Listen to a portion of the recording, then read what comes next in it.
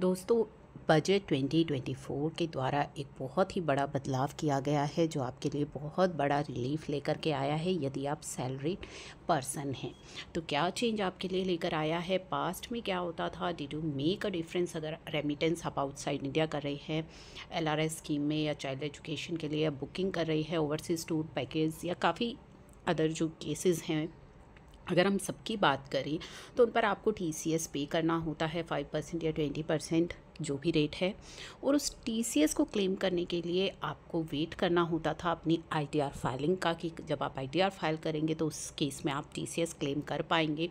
तो ऐसी काफ़ी सिचुएशन है जो इंडिविजुअल्स के द्वारा फेस की जा रही थी टीसीएस के लिए। लेकिन अब बजट 2024 के द्वारा एक बहुत ही बड़ा रिलीफ आपको दे दिया गया है फाइनेंस मिनिस्ट्री के द्वारा। Finance ministry has provided relief for salary individual जो कि ये सिचुएशन फेस कर रहे हैं।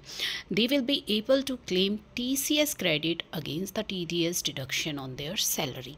तो अब यहाँ पे क्या कहा जा रहा है कि जो टीडीएस आपका सैलरी से डिडक्ट होना है उसमें से आप इस टीसीएस क्रेडिट को क्लेम कर सकते हैं। फॉर एग्जांपल, अगर आपने एक कार भी परचेज़ की है, वहाँ पे टीसीएस कलेक्ट हुआ है तो आप टीडीएस के अगेंस्ट जो है उस टीसीएस को क्लेम कर पाएंगे। तो ड्यूरिंग द बजट स्पीच जो फाइनेंस मिनिस्ट्री ने प्रपोज किया है, credit of TCS to be given in the TDS to be deducted on the salary. It is proposed to allow credit of all the tax deducted or corrected while computing the amount of tax to be deducted on salary income. तो मान लीजिए अभी तक अगर आपका TDS आपकी income है, जब आपकी इनकम कंप्यूट होती है सैलरीड इंडिविजुअल की, और यदि आपके बैंक ने आपका टीडीएस काट लिया है तो वो टीडीएस जो है आपका एडजस्ट हो जाता है। अभी तक आप कर रहे हैं उसे एडजस्ट, लेकिन अब आपका टीसीएस भी अगर कलेक्ट हुआ है तो वो भी आप एडजस्ट एम्प्लॉयर से करवा सकते हैं। तो यहाँ पे ये चेंज ला दिया गया है।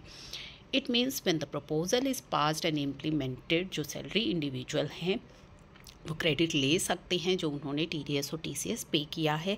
TDS from salary will be calculated after considering, यानी कि आपका जो टीडीएस अब सैलरी पर कटेगा अब उसमें कंसीडर किया जाएगा जो आपका टीडीएस ऑलरेडी डिडक्ट हो चुका है बाहर से। अगर मान लीजिए बैंक से आपकी कोई इंटरेस्ट इनकम पे टीडीएस डिडक्ट हो चुका है तो वो एडजस्ट होगा, साथ ही जो टीसीएस आपने बाहर पे किया है, कलेक्ट आपसे किया गया है, वो भी अब आप एडजस्ट कर पाएंगे। तो इतना कुछ एडजस्ट करने के बाद बहुत ही मेजर चेंज जो है वो आपके टीडीएस में आने वाला है। तो they will have to declare, अब एम्प्लॉयज़ अपनी डिटेल्स डिक्लेयर करेंगे टीसीएस की एंड टीसीएस पेड जो भी वो अपने एम्प्लॉयर को, और एम्प्लॉयर उन डिटेल्स को कंसिडर करेगा और आपका टीडीएस डिडक्ट करेगा सैलरी से बेस्ड ऑन द जो भी आप रेजीम सेलेक्ट करेंगे उस रेजीम के अकॉर्डिंग आपकी टीडीएस की कैलकुलेशन होगी। और ये जो अमेंडमेंट है ये इफेक्टिव होगी 1 अक्टूबर 2024 से। तो ये प्रपोज़ल सैलरीड इंडिविजुअल के लिए बहुत बड़ा रिलीफ लेकर के आ रहा है।